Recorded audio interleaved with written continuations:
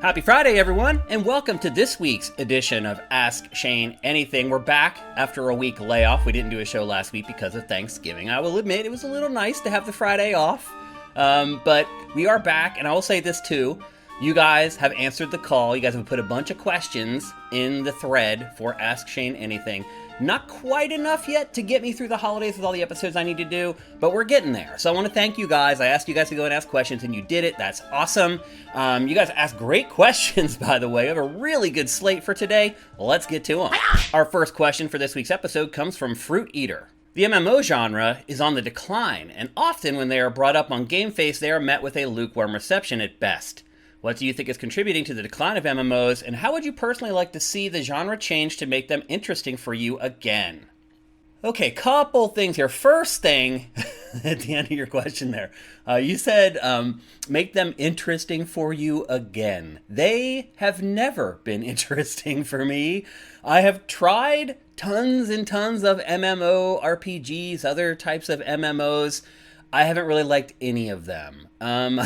It was always a genre that I made sure that I handed off to somebody else when I was a reviews editor, because honestly, I just wasn't even qualified to evaluate them. And again, to be honest, I'm still not qualified to evaluate MMOs. I would never, ever review an MMO on GameFace. It wouldn't be right. So I've never really liked MMOs. Matt has gone through spells where he's liked them.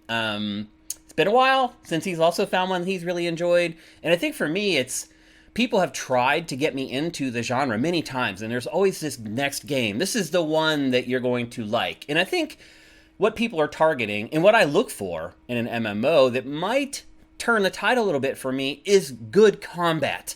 Now, Black Desert Online was maybe the first ever MMO that really, to me, had action-based combat, where it really felt like it was responsive and it felt like your reflexes mattered.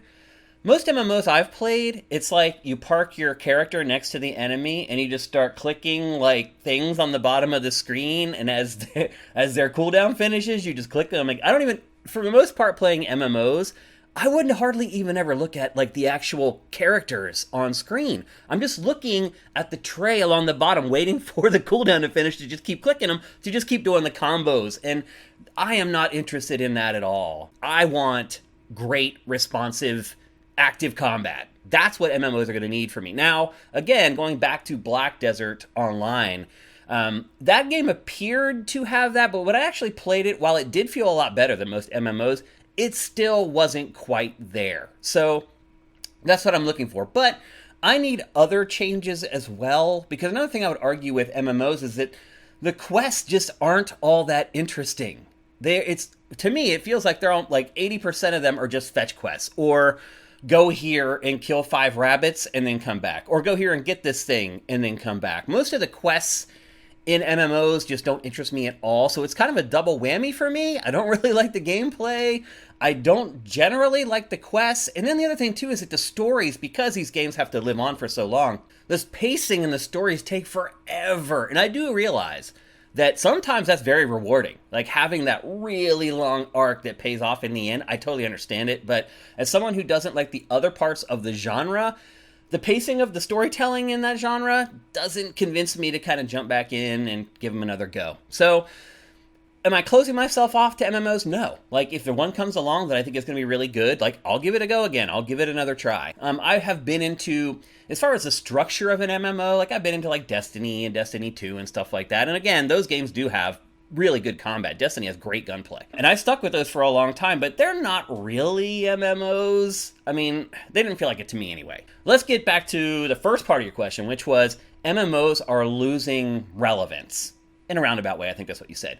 I don't agree with that. I feel like there are MMOs that are thriving now, that a lot of people, I don't think people realize how strong the MMO market is, I guess is the best way I could put it. You have Final Fantasy 14, you have Final Fantasy 11, World of Warcraft is still going strong, although people are a little pissed off about some of the recent announcements around that game. But typically it feels like there are more viable MMOs now than ever. Even some of these really old ones that are like 15 years old are still getting consistent updates and expansion packs and things like that. So Again, as someone who's kind of on the outside looking in, it feels like the MMO market's pretty good. I will say this, it's not as part of like the pop culture lexicon like it was when World of Warcraft first launched in the first like 3 or 4 years that was on the market. Like it was one of those things back then where people that just casual people were talking about MMOs back then. Now, it really does seem like the audience is kind of settled in. People understand what those games are like. And I think now you find that the people that are playing them, they aren't really experimenting. They already know that they like it. In addition to having to, find an MMO that I enjoy playing, then there's also the whole thing of the monthly subscription cost to play it. Like, it'd have to be a damn good MMO for Shane to plunk down $10 or $15 a month to play it. So I guess one thing I would concede is that the genre hasn't done a good job evolving so that it might attract people like me going forward. I guess that would be my big criticism of it. But I think otherwise, if you're an MMO player, which I'm guessing you are, like, I feel like you probably have pretty good options and you're pretty happy. Like, who cares if I like it or not if you're having fun, right? That's the way I look at it. So MMOs, I just think they've become kind of this steady burn in the industry, and it's going to take something crazy for a new one to come and spike. But I do think overall that the market is pretty healthy. All right, next up, we have a question from Erebus Jones. Now that a bit of time has passed, what do you make of the recent death of ice hockey player Adam Johnson? As somebody who doesn't follow the sport, it blew my mind that neck protection that could have saved his life is freely available yet totally not mandated. Even after the event, there seems to be zero appetite to change that. His opponent, who caused the injury, is now facing a manslaughter charge. One life ended, and so many more devastated for want of a $30 piece of safety gear. Why is there no drive for change? Okay, so here's the one non-gaming related question that I slide into Ask Shane Anything every week to keep things interesting. By the way, the player that Erebus Jones is talking about was a Pittsburgh Penguin. He played for the Penguins. He had a very short stint in the NHL. They called him up for, I think it was like, when I say call up, that means that he was playing on the Penguins farm team. He wasn't on the pro roster, and they called him up to play on the NHL team. And that lasted for like 5 or 6 games. And I remember him playing. He actually was pretty good. Like, when they sent him back down, I was kind of surprised. I was like, wait, like, he scored a couple goals in like 5. Anyway, he was also a good dude by all accounts. He was a really good guy. And it is really sad what happened. And I really feel for his family. And I'll say this too. I am someone who actually plays hockey. And this is something that everyone who plays hockey knows can happen. Adam knew that at any time. I mean, people don't realize that they're blades, like they're literally razors that you're skating around on. It's actually surprising that this doesn't happen more often. In fact, as a hardcore hockey fan, I pretty much know every time that's ever happened. And the crazy part is that like no one else has died, because usually in the NHL when that happens, you have amazing medical just waiting right over the boards to come on the ice and immediately register aid. And I don't know this for a fact, but Adam was playing in kind of a D-level hockey league in Europe, and I'm wondering if there just weren't enough medical staff on hand to get to him quickly enough to save his life. It is an awful story. The other part of it is that the guy who did it, I haven't watched the video. I can't bring myself to watch it. But it's been described to me by my fellow hockey brethren that the guy made a kicking motion towards his neck. And while I don't think that the guy was probably trying to kill him, he did something extremely dangerous that did kill him, and that is manslaughter. And so it'll be interesting to see how that plays out. Now, back to your question about neck protection. I'm going to spend too much time on this topic, but back to your question about neck protection. Hockey players are weird. So I know a lot of them, and you hang out with them outside of the game, and they're literally the nicest people you will ever meet. And then you go play, and they change. There is this almost like unwritten rules around the sport where, I don't know, it's like you're required to be a meathead to play hockey. And again, it's very interesting to see the players outside of the game be completely different from when they actually go and play. And it's just like, you have to be a meathead, you have to be tough, you can't ever admit that you're hurt or you're injured or anything like that. It's very weird, very macho. And I think that's common in a lot of sports, honestly, but it's a really big deal in hockey. And so, for instance, remember back when, a long time ago, goalies didn't wear masks. They literally just had a face there. Like, that's insane. And it took forever for the league to, 1, to get goalies to start wearing masks, and 2, to then mandate it. The same thing happened with eye shields. Players didn't want them. They're like, oh, it obstructs my view. I don't want to use them. So all the old school players were like, I'm not wearing a shield. Well, all the young players were like, I am. I want to keep my eyesight. And so the NHL eventually, it took way too long, but eventually passed a rule that anybody coming into the league now has to wear a visor, but anybody who was already in the league doesn't have to if they don't want to. And that's the way the NHL does stuff. So, back to your question about neck protection. There is a device hockey players can wear that will protect their necks. And it doesn't weigh that much, and it actually sticks away from the neck, so it doesn't even like rub on their neck. It's a great solution. And as you said, most players are like, I don't want to wear it, but some have. One player, TJ Oshie, who plays for the Capitals, the Washington Capitals, he is wearing one. In fact, there are dozens and dozens of players that have started wearing neck protection in the NHL, even though the NHL doesn't mandate it. So, and to be honest with you, most of those players are older guys who have like 3 kids and a wife, and they're like, I cannot put my life at risk. Like, they've realized like this whole macho attitude isn't going to be worth anything if I'm gone and my wife and kids have no father or husband. And so some players have started doing it. When will the NHL mandate it? It's going to take forever. It just will, unfortunately, but it is good to hear that some players are taking it upon themselves to do it. So, you say, why is there no drive for change? Because the NHL is run by a bunch of lunkheads. The people call it the good old boys. Like, for example, you can basically cross-check someone in the face with your stick in the NHL, and you don't get suspended. And you get like a $5,000 fine, because the people who are running the NHL are these players from like the 60s and 70s when goalies weren't wearing masks. And so they're very reluctant to change the game. They need to be out. They need to get the F out.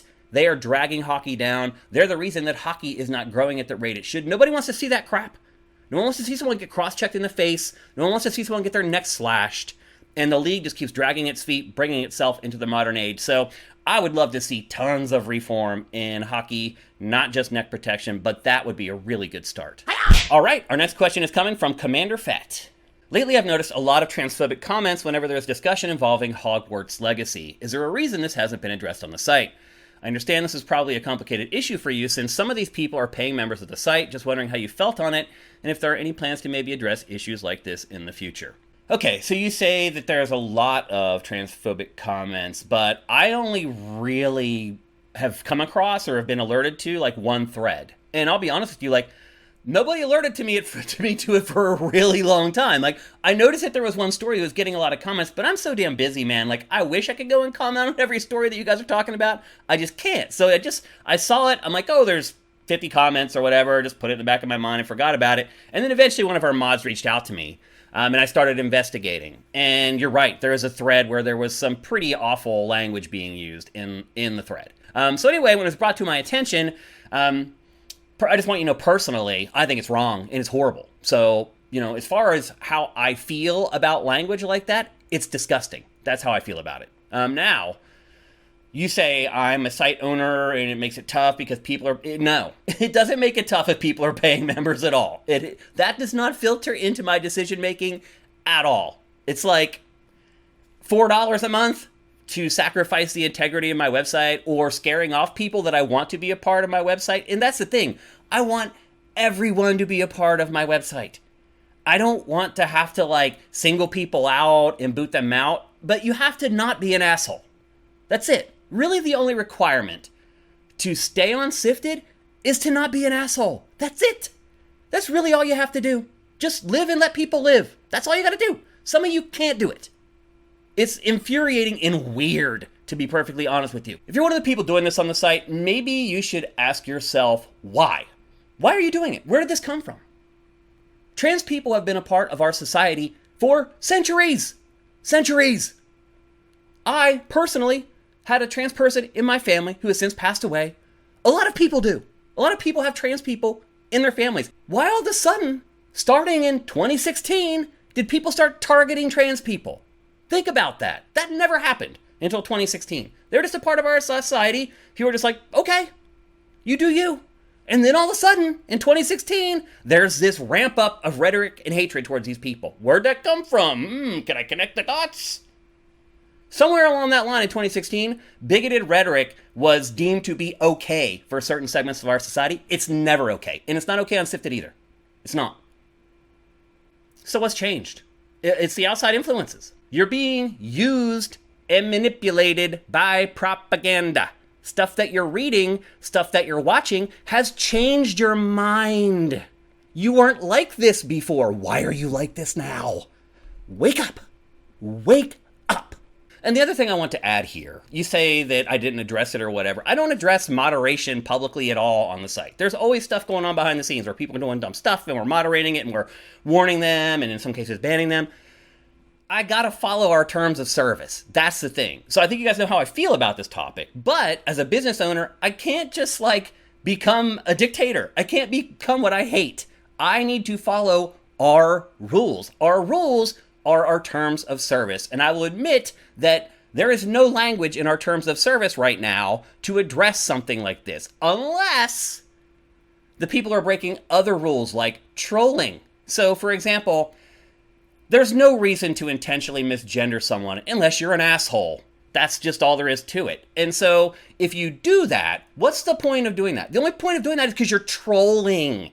You're trying to rile up the other people in the thread. That's the only reason to do it. And so we find ways to warn people or ban people upon other tertiary things that they're doing around the other offense. Now, to be fair, we are in the process of updating our terms of service. Our site engineer has been very busy wrapping up a project, but that is something that's coming. You guys will all be required to accept that terms of service going forward, and it will have language in it about misgendering people. So we're working on an easier, more permanent solution, a more targeted solution to the problem, but we already have the rules in place to kind of do that anyway, and that's exactly what we've done. All right, next up, and our last question for today's episode, on a lighter note, we have a question from NeoJD. If you had to try to put the metaverse effect in a game, as in adding as many pop culture characters as you could, a la Fortnite or Call of Duty, what game would you go with and how would you do it? Well, let's see. Lately, I've really experienced this metaverse, pop culture thing in Call of Duty. It's like every game I play, there's Skeletor, and there's Lara Croft from Tomb Raider, and there's this hip hop guy that I've never heard of that doesn't have a shirt on. Every match now has weird celebrities in it. It does feel more like Fortnite this year than ever before. And I think a big part of it is it launched, they had these characters available. So that's changed a lot, but I do think the better fit is Fortnite. And simply because of Fortnite's art style. Because it's cartoony, you can include almost any character in there. A lot of these characters that are in Call of Duty, they feel out of place. It's like you have a team of 6, and there's 5 military dudes, and then Skeletor. You're just okay. That doesn't make sense at all. It's just a way for Activision to make money. In Fortnite, it makes more sense. It's this candy-coated, fun universe where everybody's there having a good time, having a party. I just feel like that stuff works better in Fortnite. So that is the game I would choose. And as far as the characters that I would choose, one thing I feel is they should have more music artists in Fortnite in general. Now, obviously, they have some, but most of them are just rappers or whatever, people who don't look distinctive or have a shtick. So I propose that you start bringing in rock stars and music artists that are just crazy, like Kiss. Why isn't Kiss in Fortnite? Seriously, they would be awesome, dude. I would buy a Gene Simmons skin to play as Gene Simmons in Fortnite. And then other bands, the Misfits, they would be a perfect fit in Fortnite with their devil locks. They're totally stylized, and you can just go on and on. There have been bands like those for decades, and it just is an endless well of people that you could bring in. So I would do that. I also feel they're starting to kind of run out of really big pop culture people, so it'd be cool if they start working on some of the more alternative underground stuff and sliding that into Fortnite for people like me. Obviously understanding at the same time that Fortnite is made for kids. So it is a little bit of a tough sell. Putting me in the Epic boardroom where I go in and try to sell this idea, they're going to be like, Shane, how many 13-year-old kids know who Gene Simmons is? I'm not delusional. I understand that my ideas may not be a great sell. But I would say this, if you do want to get older people into Fortnite, you want to expand the market for Fortnite, that's probably a good way to do it. Even if you just put the Rolling Stones in Fortnite, even though they're not really distinctive, although some of them kind of have their own style or whatever. Mick Jagger has the scarf or whatever. Even that might bring in some older people. So I guess I'm just saying I don't really like Fortnite, and maybe I might if they had characters that I cared about in the game. I guess that's what I'm getting at. And as far as the metaverse and be well, this person's from this metaverse and this one's from this one, does that really matter anymore? Everything's just kind of mashed together at this point. So I like this stuff. I like that they're bringing pop culture stuff into video games. I wish more of it was stuff that I actually cared about, but I do like it. And I think the best platform, the best game to do that is absolutely Fortnite. All right, that's it for this week's episode of Ask Shane Anything. Thanks again to all you guys who are pledging at $7 or more per month, because that is why this show happens. Without you guys doing that, it wouldn't happen. In fact, we're below the threshold we're supposed to be at to do Ask Shane Anything, but so many of you are pledging at that tier that I want to do it anyway, and to be honest, I enjoy doing the show. So thanks to all you people who are supporting us. Oh, hey, there's a QR code on the screen right now. If you want to buy us a beer for the holidays, just use your cell phone camera over the QR code. A little link will pop up on the screen. Just tap it, and it'll take you to a screen where you can buy us a beer. You can give us $5, $10, whatever you want. If you just want to buy us a beer for the holidays. And I will say this too. Once the holidays are here and I'm back home in Pennsylvania and I'm at the bar with my buddies, I promise you that I will take some pictures of my beer to show you that I actually bought a beer with the money that you give us there. So thanks to you guys. You guys are awesome. I hope you guys all have a great weekend. I'll see you on Game Face on Tuesday.